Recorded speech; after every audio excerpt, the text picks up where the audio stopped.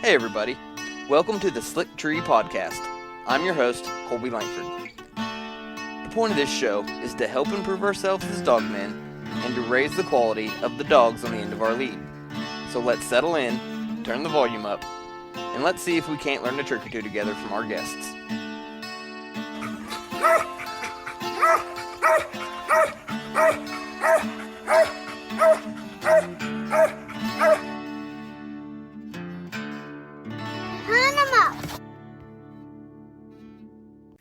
Hey everybody, you are listening to the Slick Tree Podcast. I'm your host, Colby Langford, and today we have Morgan Anderson on the phone with us. How you doing, Morgan? Doing good. Yeah? How's the weather over there? It's been pretty chilly, really. Been below zero most mornings and single digits in the afternoons. It really hasn't been too great for hunting. Yeah, we were just talking. It's been it's Thursday. The show will come out tomorrow, but today was the first day of the year that my kids had been to school this week. So between the weather, I've only hunted once this week, but Yeah, I haven't been out. It's just been rough. I've been hunting some young dogs, and it's just nothing good's gonna come of it. yeah. Well, let's just jump right into. Well, I guess first off, I'll just kind of preface everybody else. I don't know you that well, Morgan. I met you at Arkansas Squirrel Camp. You believe you rode down with Justin Hitchens, and got to hang out with you a little bit here and there, and enjoyed your company, and just figured we'd have you on the show. Oh yeah, that was a great time down there. I really appreciate those guys putting that on and inviting me down. That was a heck of a week. It was a good time.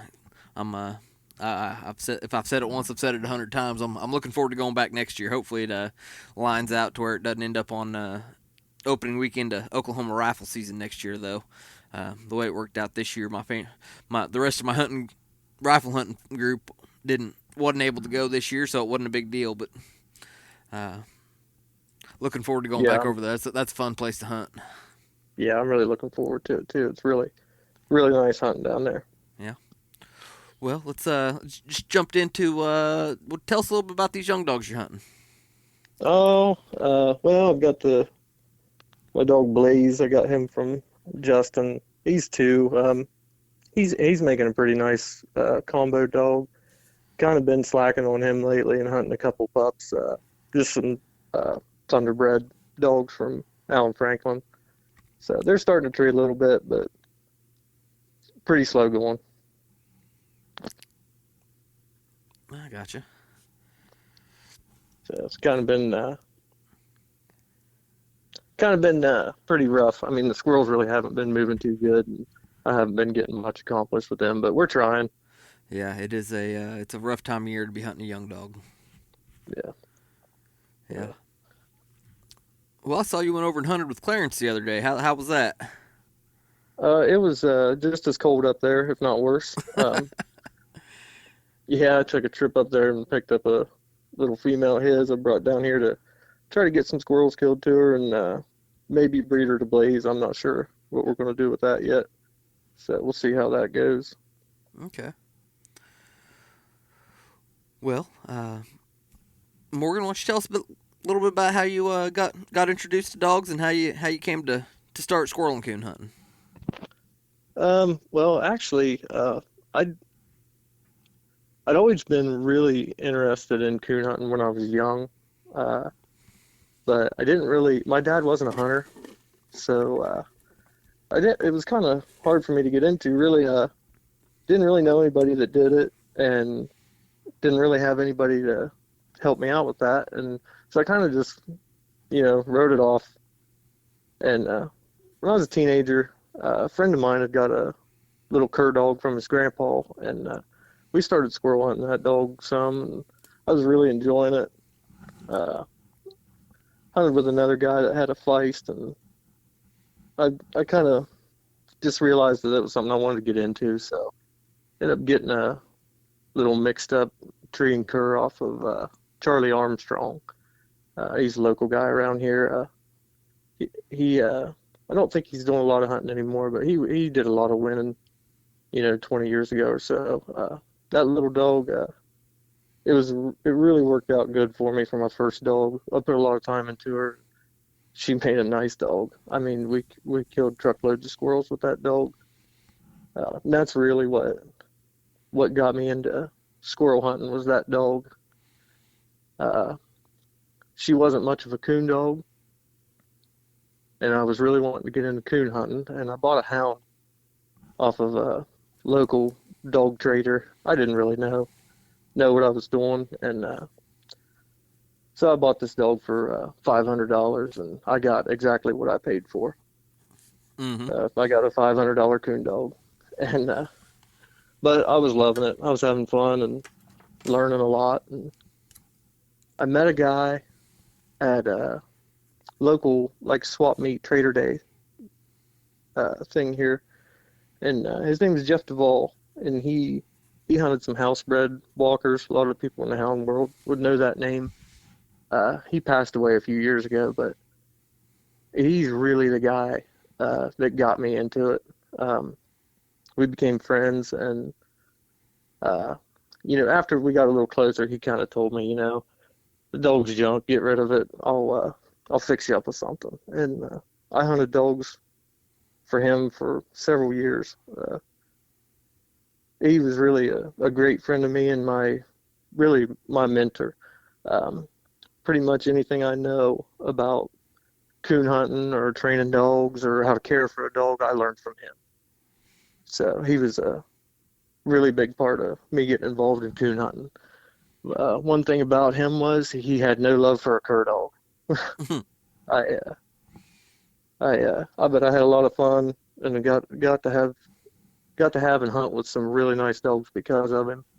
But I always kept the squirrel dog around, and I was really interested in uh, getting a good cur coon dog. And I tried a few that really didn't work out for me.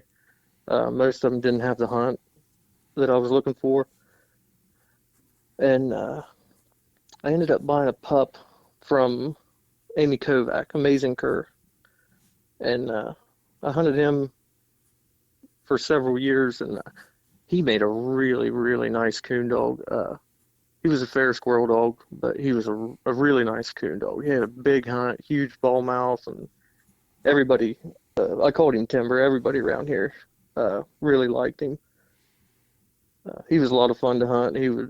He wasn't afraid to go hunting. You could hunt him in bad weather and still treat coon, and he wasn't a very big dog. He was probably a 45-pound dog, but I mean he had a 80-pound walker dog mouth, big ball mouth tree dog, and that was my first kind of foray into coon hunting a cur. He was more of a hound type dog than a cur, but so I hunted him for a while, and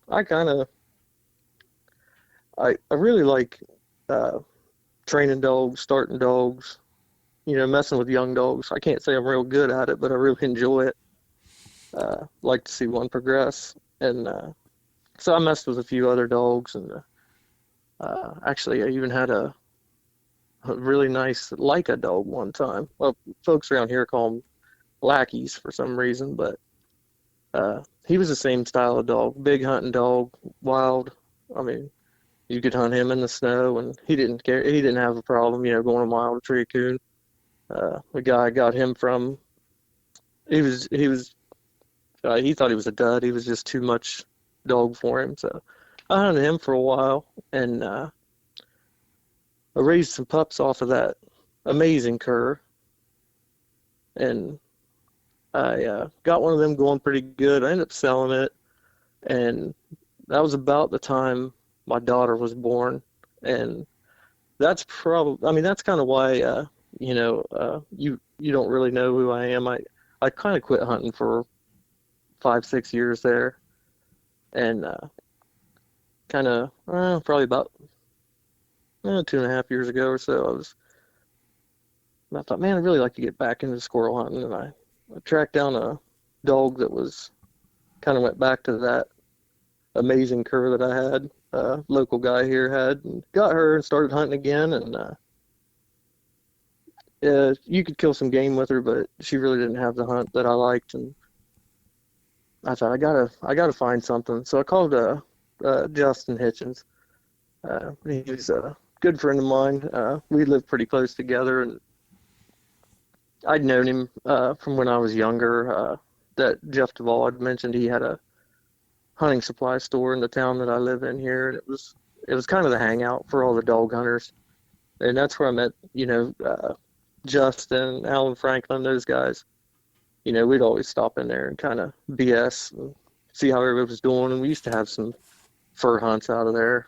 Uh, had a lot of fun there, but I always knew, Justin kept a pretty nice dog, and at the time he was hunting the Plot and Border Collie dogs, and so I called him up. And I was telling him I was looking for a pup, and it said asked him if he was still hunting those type dogs, and he said no, he's hunting some mountain curs, like Thunderbred curs, and that's why I was looking for a pup, and he said he didn't have anything at the time. He just had a litter, and they were all sold. And I said, well, if you find anything, let me know. And just a couple weeks later, he called me, and he had somebody back out, and that's where I picked up that Blaze dog, the litter mate to Zeke, Hmm. and he really kind of got me back into it, hot and heavy. Uh, I really appreciate Justin getting that dog to me. It's really got me back into it. Got my family back into it. My daughter, it just worked out just perfect, really. My daughter's really into the dogs now, and my nephew's hunting with me some, and even my girlfriend Shirley, she likes to go. She helps me out with the dogs a lot. So that's kind of where I'm at now. Okay. Well, let me back you up just a second. So you mentioned that when you got started, you like your dad wasn't a hunter, and it was kind of hard to get into.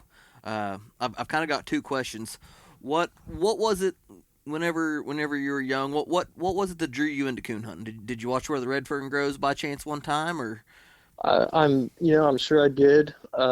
I'm sure I watched it several times as a kid. Um, Really, Colby, I was obsessed with any kind of hunting and fishing when I was a kid. Okay. And like I said, actually, I still am. That's the only hobbies that I really have. I hunt these dogs, and I do a little bit of waterfowl hunting and a lot of fishing. I don't watch sports. I pretty much I work and family time and hunting and fishing. That's about it for me. But I don't know. I was always just obsessed with it as a kid, and I could roam around home here and shoot some squirrels or rabbits or even a deer here and there. And like I said, my dad wasn't a hunter, but he really made it. Uh, he made sure I got to do it. He couldn't offer me a lot of help, but he always made sure I had 22 shells or a ride to the woods or whatever I needed. Mm-hmm. So uh, I guess it was just something that I was intrigued with because I'd never done it. I can remember being a kid and reading. I always would get Fur Fish Game magazine, and there'd always be ads in the back of it for coon hounds. I remember a specific one for some mountain curs. They were advertising squirrel and coon dogs, and I always thought, man, that'd be a lot of fun. But I didn't really know how to get into it. And a local guy here, Scott Stein, he's a really good, been a lifelong friend of mine. He really helped me when I was young. Kept me in the woods and always made time to take me whatever squirrel, deer, turkey, fishing, whatever. And he had a son that was 5, 6 years younger than I was, and we became great friends. And he's the boy that got the squirrel dog when Okay. we were young, and we just kind of jumped headlong into it with the squirrel dogs and hounds, and they've kind of transitioned over to beagles now. They were mostly rabbit hunting, but I did get Andrew. He's trashing a little bit. He got one of those Zeke pups um, out of Justin Zeke dog and Garrick Shad's female. So he, I'm getting him back coming around. There you go. Yeah, it's nice to have some people around to hunt with. Yeah, like I said, there's those guys are great friends. But I really owe a lot to those guys, Scott Stein and Jeff Duvall. Really, that those are the guys that got me into it. So how long did you kind of try to stumble around doing it on your own before you kind of got some mentorship? I got pretty lucky, really. Like I said, I got the squirrel dog from Charlie, and it took me. I put a good year on her before she really took off, and I got really lucky and got a good dog the first time, and that's. Yeah, I think that I may have, I guess if I wouldn't have had such good luck with that first dog, I probably could have been a little more discouraged. But so, like I said, I bought that junk hound, and I think I probably had her about a year, and she would run in tree. Really, really inaccurate though. If we went out in good weather, if we killed a coon, we were doing pretty good, but we might go to 7, 8 trees. Mm-hmm. Um, so that was pretty discouraging. But like I said, I met him and or I met Jeff, and I was into good dogs from there on out. He always made sure I had a young dog to train, or during fur season a solid dog to hunt. If I wanted to kill some coon. So I got pretty lucky, and I got into some nicer dogs pretty quick. Because I probably, honestly, if things would have been kept going the way they were, I doubt I'd still be into it. I got you. You mentioned you like to do quite a bit of fishing. What all fishing you do? Um, Really like to crappie fish, and we do a lot of catfishing. We've got some pretty decent uh, flathead fishing here on the Muskingum River and the Ohio River, and some of the reservoirs around there. Okay. So I do a good bit of that in the summertime. So Yeah. it gets really, it's where I live is it's a lot of reclaimed uh, cold ground. It's really thick, really rough. So I don't do much hunting, in the summertime. It's really really thick. I might do if we get a cool night. I might go out and coon hunt a little bit, but it pretty much just shuts the squirrel dog deal down. Yeah, I got to trash here for a minute and ask you a little bit about the flathead. So I love eating flathead, and we've got a pretty good number of them in our river. Which we noodle them some, which I don't get too mad at them noodling, but I try to noodle 2 or 3 a year. But Yeah, I that's haven't not had much luck real trying big to around catch here. them. Yeah, I haven't had much luck trying to catch them on a rod and reel. Um, I can't say I'm great at it. We do catch some. Really, for me, it's just putting in a lot of time. I mean, we spend to catch a good size one. I mean, it might take 3 or 4 nights of you might catch a little one or maybe nothing. We don't have just a ton of them, but I mean, we do have some pretty decent sized ones. So, for uh, 40, 50 pounds, not real uncommon. We do get some bigger ones, uh, but we have a pretty good population. I mean, you can go about any night and probably catch a 10, 15 pounder, which those are the ones I like. Those are the right size to eat. Hmm. Which, I mean, 40, 50 pound or excuse me, 40, 50 pound flathead. That's not a small fish by any means. I know they get a lot bigger, but that's not a little fish. Oh no, no, they're a lot of fun. We mostly rod and reel fish for them. We will do some limb lines or bush hooks for them a little bit, but mostly just rod and reel. Just summertime, just something to do. Take a kid, sit on the bank, throw some poles out, and, maybe cook some hot dogs or something like that. I hear So you. really, my daughter and my nephew really like to, keep them involved, and they really like to hunt and fish. So anything, anything I can get them into. I gotcha. Well, you say you like to start pups and mess with them. Tell me a little bit about your pup starting program. Oh, I don't do a lot special. I like when they're real small, I'll get a dead squirrel, mess with them a little bit, maybe do a little drag and hang up. See if they're going to be interested in treeing, and if they are, I just keep them in the woods as much as I can, and try not to do anything stupid. That's kind of my system. Like I said, I can't say that I'm great at it, but I do enjoy it, and I think a lot of things can be prevented just by you know not making bad decisions. I try to do that. Try to be careful what I'm doing, and uh, just I'm not big on you know shaking and beating, and I just I don't know, kind of like your podcast last week. Try to be pretty intentional. Hmm. Yeah, that I've got a go ahead. couple couple most of my hunting around here is public land, and like I said, it's rough. It's not real good hunting, but there's a lot of it, and it's close to home. So that's what most of my hunting is. I've got a couple private woods here with a lot of squirrels. I don't really kill any in there, except maybe a pup, and I just try to keep those pups in the good places at the best times. Your dog's all kennel dogs. Got them in the house any or? They are supposed to be, but I will say, a lot of times when I'm hunting these young dogs, I come home and maybe the daughter or girlfriend has snuck Blaze inside, and he really enjoys that.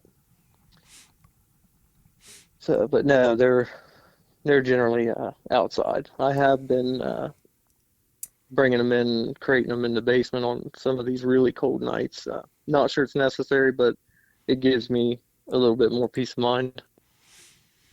Yeah, I it's which we've had a pretty cold snap here lately, and I've been bringing my cray cray dog in and throwing her in my house dog in my wire hair's kennel, which my wire hair sleeps with my little boy anyways. But we keep a like a ruffling dog crate in the Yeah, kitchen. yeah, But I've been bringing Cray Cray in just because, for one thing, it's out of my kennel dog. She's my favorite, and she's hunted down pretty thin right now, and she's about the finest coated one I've got anyway. So I figured she's probably the one at the most risk when it's getting down into zero negatives and single digits. yeah. Like I said, I've never had an issue, but I do worry about it. So I have the ability to, bring them in the basement on the real cold nights, and like I said, it just makes me feel better. Yeah, So, but I've got a wire hair too, drought haar. She stays in the house all the time. She's I'll do a little bit of waterfowl hunting with her, but mainly just a house dog. That was something I thought I was going to get into on my when I when I got rid of the few cur dogs that I had, and just like I said, I just kind of took a break when my daughter was little. I had a lot going on, and I thought I'm going to get one of these Draghtar, real versatile type dog, and she is. I mean, we hunted rabbits with her. She'd tree a little bit, you'd get a squirrel every once in a while. Did a little bit of pheasant grouse hunting with her, but mostly just for waterfowl. But no, that's my house dog, and she'd probably be the one best suited to be outside, honestly. yeah, The wire hair. yeah. I did a little creeping on your Facebook profile here the other day, and I saw some pictures. That's a nice looking dog you've got there. Oh, thank you. Mine's pretty. Mine's a black roan, but she's fine coated. She looks like a short hair. She looks like a black roan short hair, but she is actually wire hair. Yeah, hey, I like those black round ones. They're pretty sharp. Yeah. So I like a dark colored dog. So is, Uh, is is yours actually a German registered Drathar? yes, Did you go through with any of the like the testing for? I didn't. I like I said, I was just trying something I was going to try, and I knew I wasn't going to. breed the dog or anything. So I didn't get into that. And to be honest, I know the testing and everything, but the I'm not a real competitive person. I don't do really any competition hunts. I did do some back when I was when I had the coon hounds, but no, it's just not really my. I just like to be alone in the woods with a dog, you know. Hmm. Yeah, no, I did quite a bit of research after I got my wire hair about the Drathars, and which I think I read the Drathar puppy manual and Yeah. the NAVDA for testing manual and man that those German hunt registry testing that like it's legit. I mean, Oh, they're serious about it, and I think that's a really good thing. I mean, I know it's kind of extreme what they do, but I mean, I think that's pretty neat. To be able to, to have those dogs pass those tests to be able to breed them. It makes a lot of sense. well, I mean it's pretty much a guarantee that you're getting what you're paying for. Because I mean, you look at any other breed, you don't really know what you're getting. Like there could be the grandma Oh yeah, on one the grandma on one side or both sides could have been half gun shy and but did everything else good, so they bred them anyways. And like you're not going to have yeah. that with that German testing system. No, and I took a complete shot in the dark on her, and I just I was looking online. I found one for sale, a pup, and I went and got her. And she is she's the typical Draghar. I mean, fur and feathers, it doesn't matter. She's a she's a great varmint dog. I bet. Groundhogs, possums, world class skunk dog too. She can't pass one up. I Uh, It's kind of a running joke around here. She's pretty good at finding a skunk just about any time I've got somebody along on a duck hunt. yeah, So, especially if I've got some kids or something, they always get a kick out of that. If there's one around, she'll kill it. That's for sure. yeah. We just had our last day of duck season was Sunday morning, and me and my my I, I, niece's fiance went out. We had a great hunt. I saw the picture you posted on Facebook. It looked like you had a really good hunt. Well, Um, it was it freezes up around us, and there's one little river that runs in as a tributary to the lake, and we've got access to a private ramp down there, and pretty well guessed it was going to be frozen up everywhere else, and that'll usually not freeze up where we were at, and yeah, that's kind of the same deal around here. Some of these creeks and rivers, we're not really in a great place to duck hunt. We can shoot some wood ducks early in the fall, a few teal, but it's really got to get cold and freeze up um, for us to get much around here. So hmm I uh, I haven't done much this year. Like I said, I've been working on these pups and trying to keep Blaze in the woods. And I just picked that dog up off Clarence and trying to hunt her a little bit. I've had my hands full really, and the weather's not been cooperating. well, I hope you gave Clarence a hard time for me while you're up there. Oh, I did. wi- Clarence is a great guy. I had a lot of fun going up there. Going up, I just went up and hunted for the day, and the weather was not cooperative, but we had a good hunt. Got to see. It was nice. I got to see Ted, which would be Blaze's dad. Got to see him go once. Um, I'm glad I made the trip up there. I think he's 10 or 11, so he's not going to be around forever, and it was nice to get to see him once. hmm Uh, Yeah, I really enjoyed the when we were in Arkansas. I spent a morning hunt with Clarence, and I really enjoyed hunting with him. He's a lot of fun to be around. But since then, I think me and Hitchens have kind of made it part of our life work to harass him and give him a hard time. oh yeah, I could tell. you guys get him fired up. That's for sure. Well, Um, he kind of asks for it sometimes, and I'm sure he'll probably listen to this. So we'll oh, see if he that's does or fact. not. So Um, I didn't get to hunt with Clarence in Arkansas. It just didn't work out. There's so many people and so many different dogs, and that's what I really liked about being down there is just getting to see, everybody's dogs go.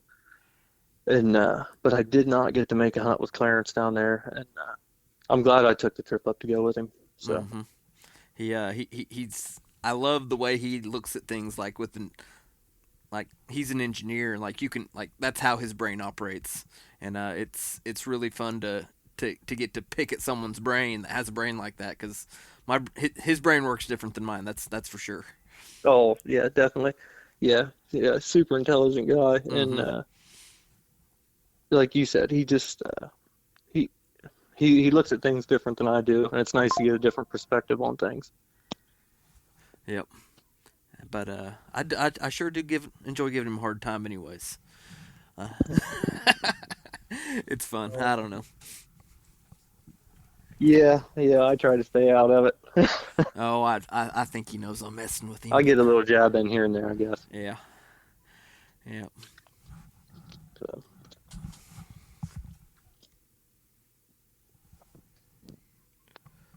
Well, you got any good hunting stories for us? Oh, I was thinking about that today, and I have a story I'm going to tell you. It was actually a friend of mine.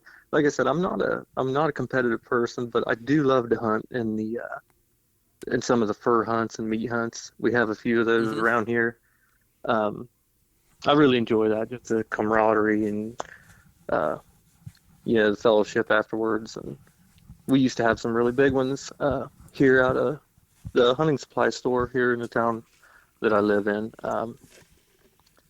And So we were having a squirrel hunt one time, and I think we were going to weigh 12 squirrels, and it was bad weather, and we'd hunted a lot, and it was getting close to weigh-in time, and I think we'd killed 11, and so we were really desperate to get this last squirrel in that hunt, and I'm not going to mention the guy's name, but it was my partner in the hunt.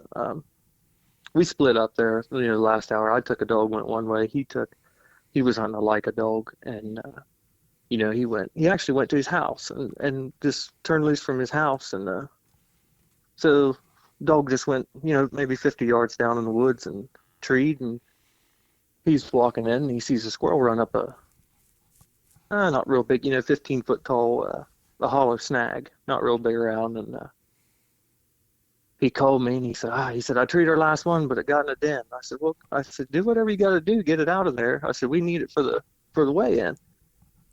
And so he beat on it, and the squirrel wouldn't come out. And he got to looking around, and he was looking over at his garage there, and he wasn't very far from the house, and he gets a bright idea. He'll just go get his chainsaw and cut this snag off.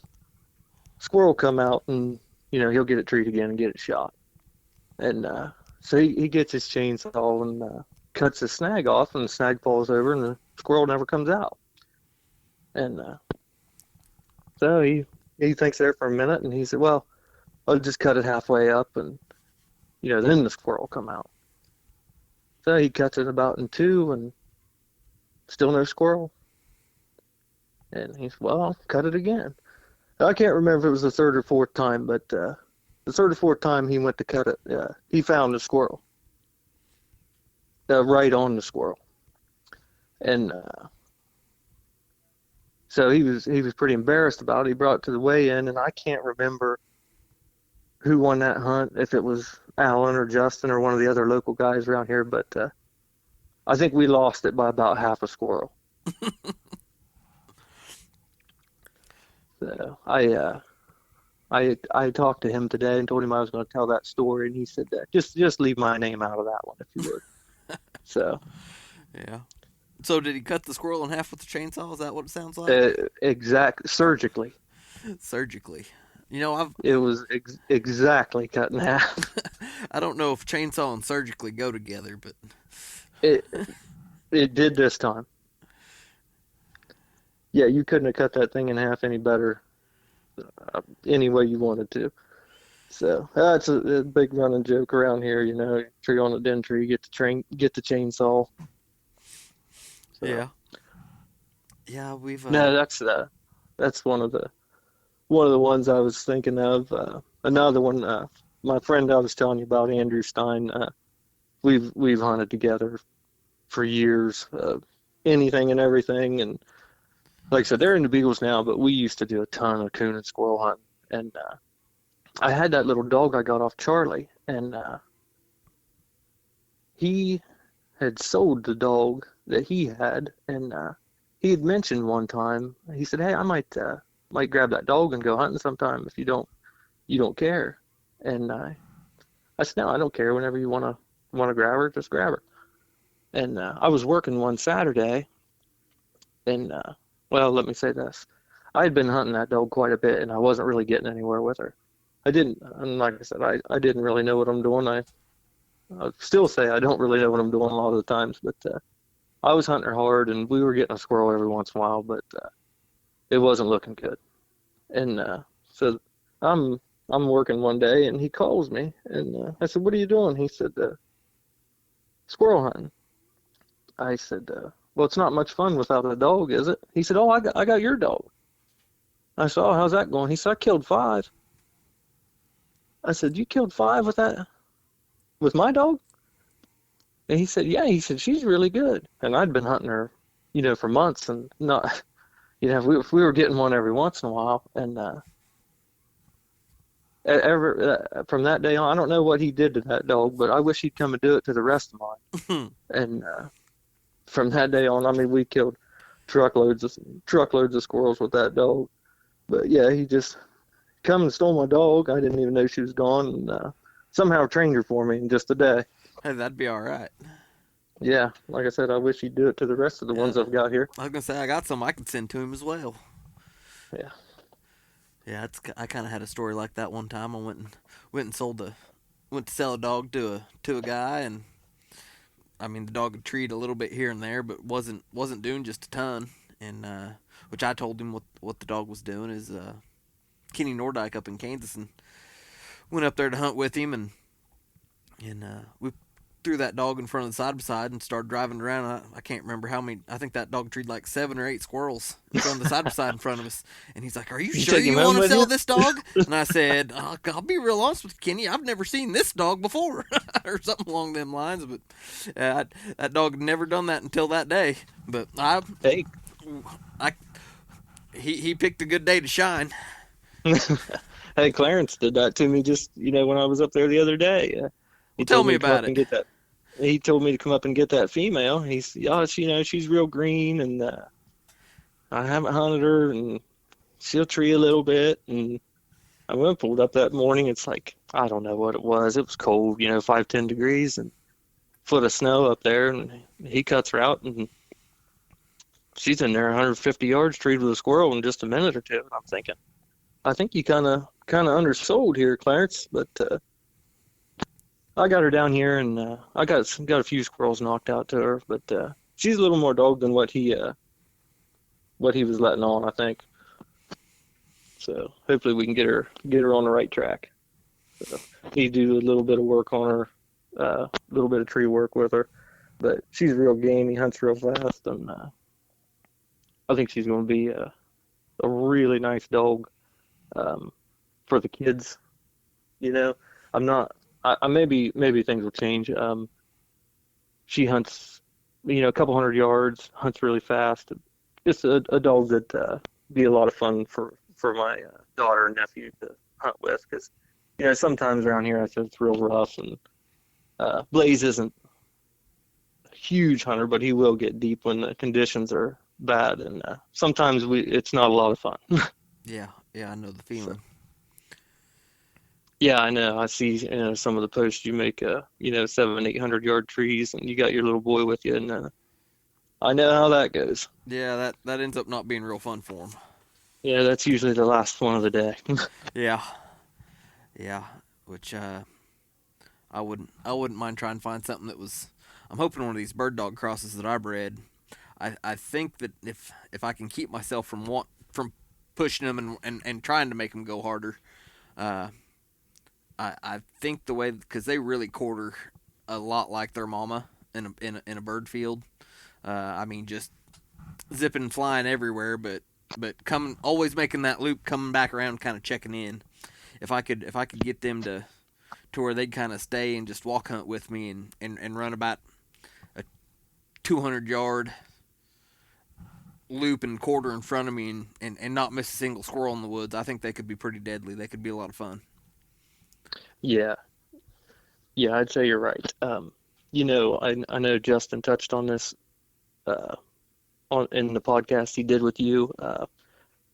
Sometimes, we get really serious about these dogs. Everything, trying to keep everything right, trying to do everything right, and a fella really should keep a dog around, just a fun dog, to keep the kids in the woods and make it fun, and a dog that kid can shoot some possums out to, or just something you're not worried about screwing up. And Mm-hmm. like I said, I'm not a competition hunter, but I do like that style of dog. I like a dog to be right. I like a dog that'll go hunting, uh, do things fast, and sometimes that's not always, the most fun for the young kids when you're out there and you're not getting to shoot a lot and you're doing a lot of walking. And I I I should try to keep a dog around like that just for the kids. How old are the kids you're packing around? They're both 11. Mm-hmm. My daughter and my nephew, and I take a lot of kids, a lot of just friends of mine, have got sons around here. They know pretty much anytime. I'm a sucker for a kid, man. Anytime a kid wants to go hunting, I'll take them. So, but no, Avery's 11. Walden, that's my nephew. He's 11, and he's my trigger man. He likes to shoot. Avery likes the dogs, and she loves to go and be part of it. She's not big on shooting yet. Probably a little bit my fault. I started her out shooting really young, and I think she kind of shied away from it. She likes to shoot her bow, but she's not big on shooting the shotgun. Mm-hmm. The So nephew, on the other hand, he'll shoot as long as you keep handing him shells. We had a hunt there a couple weeks ago, and we were hunting at a friend of mine's house. They were actually just like two hollows over, running some rabbit dogs, and about the third tree, that my phone rang, and I picked it up, and they said, "You need us to bring you some more shells?" Because I think my brother and I were talking after that hunt. He got all three of the squirrels out. One of them we had to tree three times. Walden had cut down on it and had timber out and blazed the tree him again. But anyway, all said and done, I think those three squirrels cost him about 18, 20 gauge shells. He's not scared to pull the trigger. yeah. So what kind of guns you got your nephew shooting? Um, he's shooting little Franke Affinity 20 gauge. Um, it, it's uh, it's got some. It's a youth model and it's got some spacers in the stock. We've got it where it fits in pretty good. But he's about ready to graduate to a rifle. I very very rarely squirrel hunt with a shotgun. I know when we were in Arkansas, most of us were carrying shotguns. It's not. I don't do that a lot. I really enjoy hunting with a rifle. What's your rifle of choice? Oh, it depends on the day. That's something I really enjoy tinkering with. Building 1022s and just any kind of rimfire. Really into. I got a Magnum Research I've had for a long time. Carry it some, and I've got a 1022 that I built. It's actually really similar to the gun you had down there. It's got the Magpul, all the lighter weight stock and Mm-hmm. a bare 16-inch aluminum barrel. Got some kid trigger parts in it and Leupold scope. Carry that one a lot. Carry the Magnum Research, and I really like to. I've been playing with the 17 Mach 2. I haven't found a rifle that I love in it yet, but I've used it for squirrels a little bit. I've got a CZ right now that I'm shooting a little bit, but I prefer the automatic and the 1022s. Now the 17 Mach 2, that is the neck down 22 long rifle cartridge, correct? Yeah, yeah. How do you compare it? Like, tell me what you like about it, because I've never even laid my hands on one of the cartridges before. I've read a little bit about them, but I don't really know much about them. Um, what I like about it is it's different. I just like to tinker with stuff. I'm not sure it's the best round for squirrel hunting with dogs. Maybe a guy still hunting where you had some longer shots, it would be, really nice. They're pretty flat shooting. They're not nearly as destructive as the HMR. Mm-hmm. Um, they're really accurate. There's not a lot of ammunition choices for them. Kind of wish there was a jacketed soft point or something would be a lot better for squirrel hunting. They're all ballistic tip. They're pretty explosive. You better head shoot them or they're going to be a mess when you go to skin them. So just something I've been playing with a little bit. I Like I said, gotcha. when it comes to squirrel rifles, I like to tinker with them. Yeah, I've always been, that round never really took off much. It didn't seem like. Uh, No, they had a lot of ammunition problems with it when it first came out, and a lot of people were trying to build 1022s with them, and the bolts weren't heavy enough, and they were splitting casings and even cook off some rounds in the magazine. I actually had one, a Savage automatic that blew the mag out and blew up a couple rounds in it, and that's kind of when I decided to quit messing with that in the automatic and went to the bolt gun. what was causing that to happen? I I think it's just the the weight of the bolt is designed for 22. The pressure is too high and is blowing the bolt open. I think. Huh? And like I said, there's a lot of deal with weak casings on the earlier ammo. I think the newer 17 Mach 2 ammo is a lot better. Casing's a lot stronger. I noticed the CCI the casings are silver on them now instead of the brass. I'm not sure. Some kind of different process I guess they're using. Yeah, nickel coated or plated or something. Yeah, yeah. But no, I really like I said, I really like the 1022s, like to monkey with them, and I've got two of them in the basement right now that are torn apart. I need to get, re-zeroed. I'm always switching barrels or scopes or messing with a trigger on them, and I really ought to just leave well enough alone, but I can't help but tinker with them. Mm-hmm. Yeah, I picked up a suppressor the other day, and it's just it's too long. So I think I'm gonna try to pick up one of those. Buyer has a barrel. I called and talked to him, uh, the owner machinist, the other day, and he was on his way to the shot show. But they make a Justin bought one. Hitchens bought one the other day, but it's a they call it their shrouded barrel. So it's like an 11-inch barrel, and then it's got a shroud permanently Yeah, attached to the end of it. yeah, I saw that. I think that's pretty neat. I've also looked into I haven't bought one yet. I haven't bought a suppressor.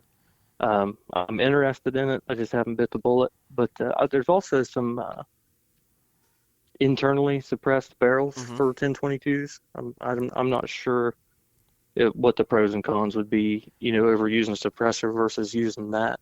Like I said, I haven't really dug into it, but I am intrigued by it. Uh, Yeah, I mean, rimfire's pretty, like 22 is pretty dirty around, and so kind of one of the things I was looking at whenever I was looking into suppressors was like being easy to take apart, even if it's not.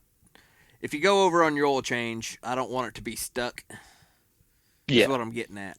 And that's one thing. I think Gym Tech makes an inner-release suppressed barrel. I'm not that familiar with them. I've never had my hands on one.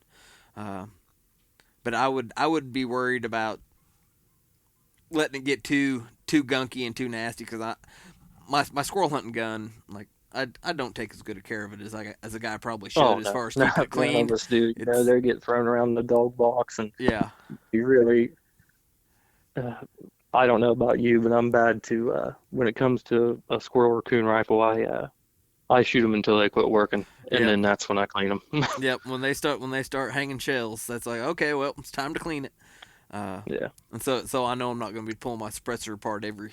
I'm not going to keeping track of rounds and saying, okay, I've shot 300 rounds. I guess I better pull my suppressor apart and run it through the sonic cleaner.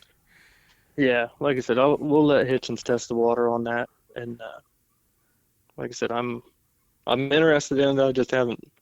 I haven't I don't know enough about them. I guess I've I haven't done a lot of research and don't really know too many people that have them, Yeah. but I know they're getting very popular.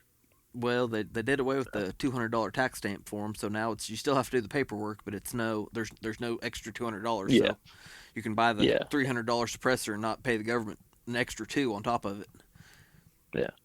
And I generally shoot subsonic ammo anyway, so I mean it would just be that much quieter. So when you're shooting subsonics, are you are you running uh like a kid spring kit to get those to cycle? Because I've messed with that a little bit, and I never really got it tuned to where I felt like it was perfect. I'd still Um, have some failure issues. no, actually, the two main guns I'm shooting them in right now, that Magnum Research, which it's been shot a lot, so it maybe it could be a little bit weak. The spring, it cycles them just fine, and then the one I built, I'm not saying it'll never hang one, but it's pretty reliable just shooting the subsonics. But I'm shooting mostly the CCI, the 40 grain, like 1050 Mm-hmm. feet per second. So it's Okay. not a real slow. I know some of the suppressor rounds are, 850, 950. So it may just be the ammo that I'm using. Yeah, and for anybody listening, that shrouded barrel. So like I was saying, it's an 11-inch barrel, but it's got like a 5-inch shroud on it, to where it keeps you at like 16 and a quarter inches to keep it legal, and not be a short barrel rifle.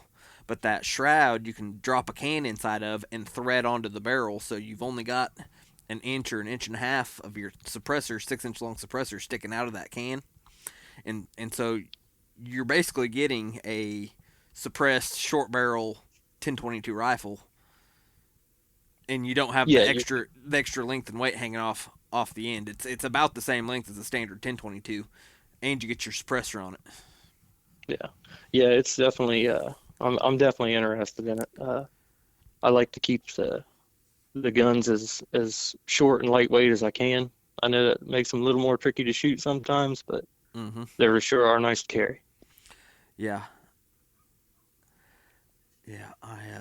I really haven't even used that suppressor I got, just because I threaded on my gun, and as light as the gun is, and with that on the end of it, it really kind of makes it feel kind of awkward. And plus, now instead of having a couple inches sticking up over my shoulder, I've got a foot sticking up over my shoulder, and it just doesn't seem like it'd be very awkward. Or it seems like it'd be Yeah. awkward in the woods. Yeah, I that's one thing that's kept me from trying one so far. Like I said, it's super thick in around here. We have a lot of autumn olive, Russian olive. Mm-hmm. Um, you know, most of it's head high or higher, and you're just constantly, going under thick branches. And I hate to have anything sticking off of me any farther than I have to, because it's going to get hung up and cause problems. Yeah, yeah. My plan is to build. I've actually got the I've got an older 1022 that I'm gonna build next. Basically, just use the receiver and the bolt from it, and I'm gonna build basically a dedicated pup gun. Uh, Keep hunting whenever I'm hunting with a dog that's fully gun broke and knows the program. I feel like going into a pup the first time at trees, and I feel like it's really easy to screw one up going in there. They're barking and they're excited about a squirrel, and you go to shooting right over the top of their head, and to them it's a bomb going off, and so Yeah. I feel like the quieter and the less traumatic you can make the whole experience, the better off you're going to be. I mean, I know some dogs and some lines probably don't care either way, but I think there's some that definitely do care, and it can make a difference. I think you can make one go backwards pretty quick doing that. And, if you're doing it that way with that suppressor, I mean, no risk. I mean, Mm-hmm. if it's going to bother them, shooting, regular high velocity, it's not going to hurt anything if it wasn't going to bother them. So I know I definitely I like the idea of that. When I used to coon hunt a lot, I still do coon hunt some, not like I used to. Just mainly time and there's really no value to it. So but when we were training hound pups a lot, um, the first couple coons they tree, we'd be knocking them out, trying to knock them out with CBs, and Mm-hmm. it just they're inaccurate. They don't kill that well, and if a guy had a gun like you're talking about, it'd really be nice. Well, I've seen where unsuppressed shooting, trying to knock coon out with CBs. Like I've seen it take 15 or 20 of them. Yeah, sometimes it works out great, but more often than not, it's not very effective. Yeah. So I think. But there's better options for trying to keep it quiet now. Mm-hmm. For sure. For sure. Well, Morgan, I think we're getting pretty close on kind of our time frame. You got any other good stories for us before we go ahead and get off here? Oh man, Colby, that was about the only ones I had right on the top of my head. I thought I'll have two just in case he wants two, but I didn't know you were going to go for three. Oh, well, that's all Um, right. That's all right.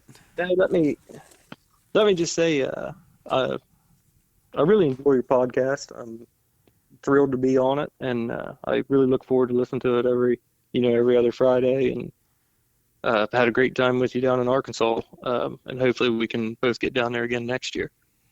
I hope so. And man, not just you, but to everybody that listens to this, guys, thank you. I really do appreciate the feedback. I have a lot of people that message me and kind of tell me thank you for putting stuff out. And I really kind of started this just kind of for myself more than anything. But I'm really, it makes me feel good to have people tell me thanks for it.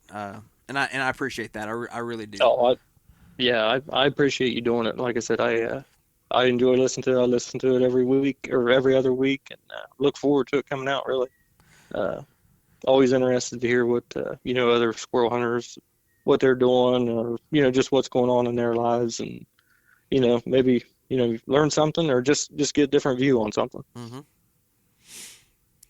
Yeah. Well, I sure appreciate your time, and I appreciate you kind of waiting around on me, which I've had it's like I was telling you before we started. I've had a really hectic week with getting this. We've got a soft opening on the autism clinic that we've been working on, trying to get it open and going, and our soft opening's tomorrow. So I've been putting a lot of time into that, and the way it worked out. It was end up being a little bit later than we planned, and I appreciate your patience and waiting around on me and being willing to give up some of your time and to do this with me. Hey, no problem, bud. I'm glad to do it. Yep. All right. Well, for anybody out there listening, take care and keep wearing out that boot leather. I just want to give everyone that's listening a sincere thank you. Getting this podcast going has been a project. I really hope you're enjoying it, and if you don't mind, give the show a good rating and review wherever you're listening to it at, or share it on your social media to help get some traction. I appreciate it, and I'm looking forward to your feedback.